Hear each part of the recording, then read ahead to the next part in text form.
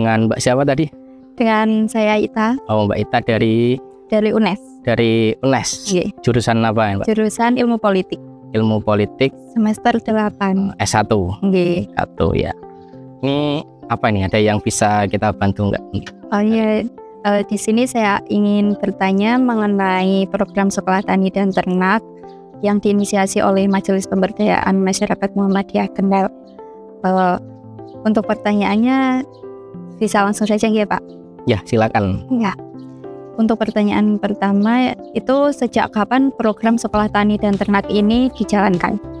Ya, jadi untuk Sekolah Tani dan Ternak ini kita baru mulai di tahun 2024, tepatnya di bulan September. Kita adakan di SDIT Muhammadiyah Turko waktu itu, yang diikuti oleh kurang lebih ya 60 peserta. Itu tergabung dari yang jamaah tani dan juga peternak. Jadi di program itu kita dari Layismu kerjasama dengan MPM ya, Majelis Pemberdayaan Masyarakat Pimpinan Daerah Muhammadiyah Kendal, melaksanakan sinergi untuk melakukan program Sekolah Tani dan Ternak itu. Jadi kita mulai dari tahun 2004 sih, baru satu angkatan. Dan untuk programnya itu sampai sekarang masih berjalan? Kalau untuk programnya sekarang itu kita ada di tahap monitoring. Jadi di tahap awal di 2 bulan pertama itu kita adakan semacam kelas itu, Mbak. Jadi seperti pemberian materi, terus juga edukasi dan juga pemberian bantuan berupa alat, kemudian pupuk dan lain sebagainya. Dengan kita beri juga untuk yang para peternaknya itu kita beri hewan juga. Jadi mereka sudah bisa memulai, dan untuk yang sekarang ini kita ada di tahap monitoring sekarang dulu. Untuk tujuan dari program Tani Ternak ini apa ya? Untuk tujuannya yang pertama memang untuk meningkatkan perekonomian masyarakat ya, karena kita juga di Layismu kita juga terikat dengan program SDGs ya, salah satunya juga mengentaskan kemiskinan. Jadi kita memberikan edukasi kepada masyarakat, terutama ini adalah program tani dan juga ternak ya. Itu sebenarnya kan kita juga memecahkan solusi, mencari solusi dari sebuah masalah, Mbak. Jadi di kita itu kebanyakan peternak itu kan mereka kendalanya itu dalam mencari makan untuk ternaknya.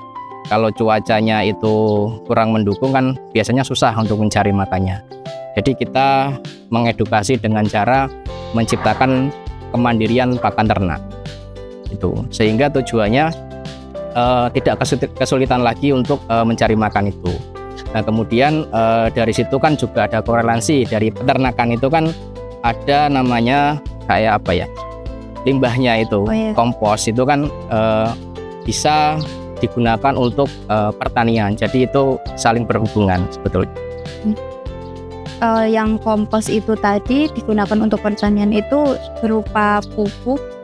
Ya, berupa pupuk dan juga apa ya, limbah pembuangannya itu kan bisa apa namanya untuk pertanian itu. Jadi di sekolah pertaniannya itu kita mengedukasi supaya untuk tidak menggunakan bahan kimia. Jadi pertanian organik begitu.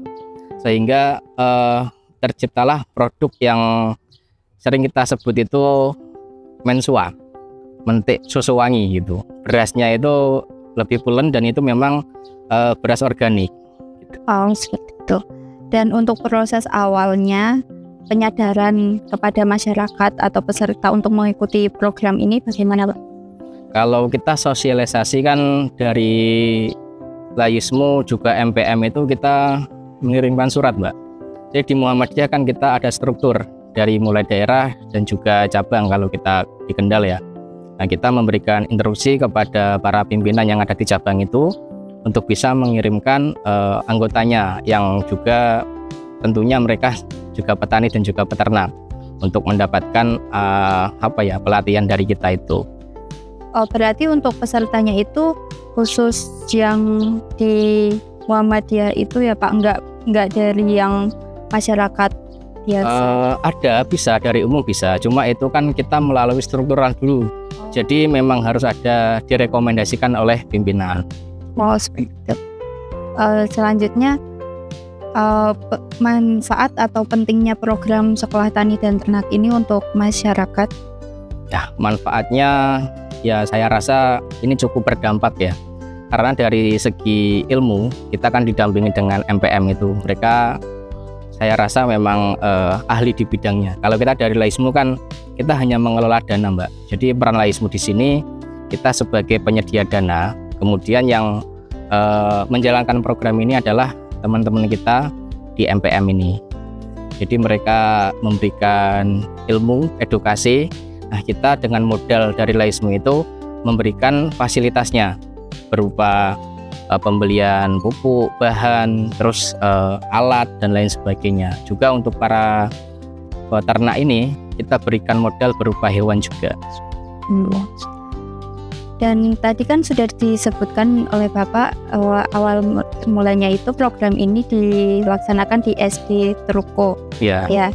Dan seperti apa kegiatannya dalam program Sekolah Tani dan Ternak ini? Ya, di SD Truko itu kan kenapa kita adakan di sana? Karena di sana itu ada dekat dengan kandang kepunyaan salah satu anggota MPM PDM Kendal. Jadi di SD-nya itu kita adakan kelasnya, kita pinjam ruang kelas di sana. Kemudian bisa langsung praktek di kandangnya tersebut. Jadi tempatnya ini memang kebetulan ya strategis untuk kita adakan di sana. Dan untuk kegiatannya itu yang pertama memang kita fokus di pelatihannya ya, di keilmuannya. Jadi kita memberikan pengetahuan tentang bagaimana cara memelihara ternak, terus bagaimana cara bertani dan cara memanajemennya sebenarnya, baik itu di pemasarannya dan lain sebagainya. Jadi kelas itu kita laksanakan itu setiap minggu, Mbak, selama 1-2 bulan waktu itu. Jadi setiap minggu kita kumpul di sana mengadakan kelas, ya ada prakteknya juga di kandang itu. Dan untuk pematerinya dari kelas itu dari MPM-nya sendiri? Iya, kebetulan di MPM kita itu kan memang dia di bidang tani dan ternak. Memang orangnya bergelut di sana. Jadi memang sudah dibilang, bisa kita bilang yang ada di MPM itu memang tenaga ahli di bidang. Dan untuk prakteknya itu seperti apa aja, Pak? Kalau untuk prakteknya ya yang di kandang itu ya kita praktek pembuatan pakan fermentasi. Dan untuk yang pertaniannya itu kalau di kelas itu memang belum ya. Kalau di pertaniannya baru materi, cuma untuk pelaksanaannya itu di lahan sawah masing-masing nantinya. Oh gitu. Dan untuk terkait modal yang diberikan oleh Laismu itu berupa apa saja? Kalau untuk modal, kita akan membuat anggarannya bersama dengan MPM, Mbak. Jadi kemarin itu RAP kita buat itu nominalnya untuk pelatihan tani dan ternak itu 200 juta. Dan 200 juta itu kita berikan kepada MPM untuk dikelola dan dibelikan yaitu macam-macam. Ada yang dibelikan peralatan buat untuk membuat pakan ternaknya itu. Ada yang dibelikan semacam alat untuk membuat pupuk organiknya, juga ada yang dibelikan berupa hewan ternaknya. Jadi ada yang kita berikan modal berupa hewan, 1 demplot gitu. Tapi ada juga yang kita berikan hanya sesuai kebutuhan. Kalau misalnya dia itu hanya butuhnya indukannya, pejantannya, ya kita belikan indukan pejantan yang bagus gitu, supaya bisa menghasilkan domba-domba atau kambing yang juga kita harapkan bisa maksimal. Dan untuk sasaran yang akan diberikan modal itu melalui survei terlebih dahulu atau seperti apa? Ya, karena itu kan memang kita harus ada asesmen ya. Jadi dari teman-teman MPM itu melakukan survei ke kandang-kandangnya. Jadi kira-kira layak tidak kalau ini kita berikan bantuan domba? Kira-kira nanti kedepannya seperti apa? Atau ternyata ini butuhnya hanya manajemennya saja. Secara kuantitas dombanya sudah cukup, secara kualitas domba yang dia miliki juga sudah baik. Nah, itu kita sesuaikan kebutuhan yang mereka butuhkan. Jadi setiap penerima manfaat ini yang diterima tidak sama ya. Kemudian pemantauan atau monitoring yang dilakukan saat ini seperti apa Pak? Kalau monitoring itu ya kita tetap survei lagi Mbak ke kandang-kandang para penerima ini ya. Itu setiap 2-3 bulan dari teman-teman MPM itu selalu datang untuk memantau kesehatan ternaknya seperti apa. Kalau di pertanian ya bagaimana kondisi tanaman mereka dan lain sebagainya itu. Ya ini alhamdulillah kan sudah jalan hampir ya setengah tahun lebih ya. Ini sudah beberapa sudah ada yang indukan yang sudah beranak. Itu juga alhamdulillah kita bisa istilahnya bisa produktif gitu. Dari yang kita berikan itu sudah ada hasilnya, sudah kelihatan. Kalau untuk yang pertanian Pak, seperti apa? Kalau pertanian ya, untuk pertanian itu memang kita itu kan kita kembalikan di lahannya masing-masing. Jadi kita berikan ilmunya, edukasinya, nanti para petani ini yang menjalankan gitu. Ya untuk pemantauannya ya kita tidak seintens yang ternak ya, karena itu kan tumbuhan beda, perawatannya mungkin beda dengan yang hewan itu. Kalau yang untuk pertanian ini, petaninya itu untuk sasarannya melalui survei juga? Sasarannya kalau pertanian kita lebih merata ya Mbak ya, karena memang kebutuhannya mungkin sama ya, hanya edukasi, ilmu dan juga mungkin pengadaan pupuknya atau alat untuk membuat pupuknya itu. Jadi ya tidak terlalu beda antara satu orang dengan yang lain. Ya. Apakah program ini mempengaruhi tingkat kesejahteraan masyarakat di Kendal? Kalau dalam jangka pendek mungkin belum ya, tapi harapan kita di jangka panjang semoga proyek ini juga berhasil. Jadi masyarakat yang kita berikan pelatihan itu bisa menerapkan betul-betul ilmunya, sehingga memang secara manajemen terus dan lain sebagainya itu bisa menghasilkan hasil yang lebih maksimal, sehingga ekonomi mereka nanti kedepannya bisa meningkat. Dan juga yaitu yang saya bilang tadi, yang awalnya itu dia menerima, justru sebaliknya nanti dia malah bisa yang menjadi pemberi itu. Selanjutnya upaya dari Majelis Pemberdayaan Masyarakat PDM Kendal dan Lazismu sebagai tenaga ahli dalam menjaga keberlangsungan program sekolah tani dan ternak ini seperti apa? Ya itu tadi kita setiap ada periode ya 2-3 bulan itu selalu kita evaluasi dan monitoring Mbak. Jadi kita juga ada kesepakatan bahwa domba yang perempuan itu tidak boleh dijual. Yang dijual itu hanya yang jantan. Jadi yang indukan yang betina itu supaya bisa menghasilkan anak lagi begitu. Dan nanti kalau ini yang di satu lokasi ini sudah banyak, lah yang indukannya kita ambil, kita berikan ke lokasi yang lain gitu, ke penerima manfaat yang lain. Untuk kendalanya sendiri, apakah ada yang dihadapi selama pelaksanaan program ini? Kalau kendala intens itu artinya pada waktu kelasnya itu kan setiap minggu, dan kesibukan orang kan beda-beda ya Mbak ya. Ada yang pengusaha, ada yang dia pegawai dan lain sebagainya. Terutama di pesertanya itu kan kita satu kabupaten Kendal. Mungkin jarak itu yang menjadi sedikit kendala. Ketika mereka harus tiap pekan datang itu kan mungkin ada yang absen dan lain sebagainya. Kemudian dari sisi praktek mungkin cuaca. Kalau untuk di pertanian kita tergantung cuaca itu saja. Bisa menjadi cuaca itu bisa menyebabkan gagal panen juga sebetulnya.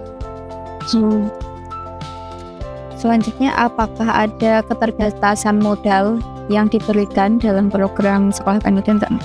Kalau untuk modal, alhamdulillah ya, dengan RAP yang sudah kita buat bersama MPM itu, untuk total modalnya 200 juta itu alhamdulillah sudah kita penuhi. Jadi untuk modal sepertinya ya di kelas yang angkatan pertama ini belum ada kendalanya. Selain itu, apakah ada kerjasama yang dilakukan dengan pihak lain? Kalau kerjasama dari pihak lain kita belum ada ya Mbak ya. Mungkin itu baru di yaitu kerjasama antara Layismu dengan MPM. Layismu sebagai pemberi modal, MPM sebagai tenaga ahli yang menjalankan program. Kemudian penerima manfaatnya ini dari organisasi otonom yang ada di Muhammadiyah dan juga tingkat cabang gitu ya. Ada dari Tapak Suci, ada dari Pemuda, yang mana memang mereka ini kan di kita itu juga aktif berdakwah gitu ya, dari kegiatan terus rapat dan lain sebagainya. Kadang kendalanya itu mereka itu kan ketika punya ternak ditinggal rapat atau kegiatan sehari 2 hari itu kan nggak ada yang mencarikan pakan gitu. Nah kalau kita sudah bisa mandiri, ada bank pakan itu, jadi kan ketika ditinggal sehari 2 hari itu nggak masalah. Di rumah sudah dipasrai, oh ini nanti dikasih makan ini ya, udah ada makannya sih, nggak perlu kayak tradisional dulu tiap hari ngarit itu kan nggak gitu. Dan yang untuk masalah di pertanian tadi yang pupuk itu dibagi merata ke seluruh masyarakat yang ada di Kendal, apa hanya yang Muhammadiyah saja? Untuk itu kan kita terbatas hanya di peserta yang ikut saja.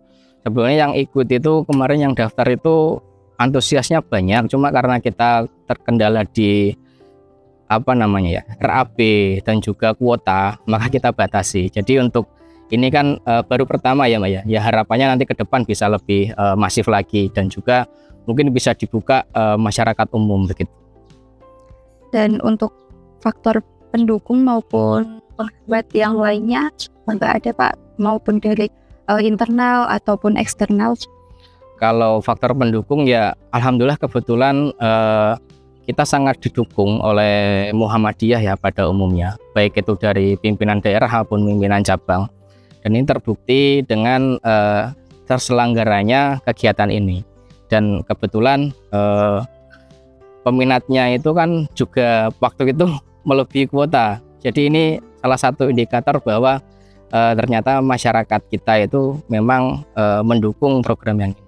Kalau untuk hambatan mungkin tadi itu Mbak, faktor cuaca dan juga faktor jadwalnya itu ya, karena mungkin ini diadakan intens tiap minggu untuk kelasnya, dan juga kesibukan dari teman-teman MPM juga, itu mungkin yang menjadi tantangan tersendiri. Saya kira cukup sekian Pak. Ya. Pertanyaan dari saya, terima kasih atas waktu yang diberikan. Semoga bermanfaat untuk penelitian tugas akhir saya. Ya, kita juga doakan semoga skripsinya lancar, bisa segera wisuda. Amin. Ya. Terima kasih. Ya, sama-sama Mbak Ita ya. Ya.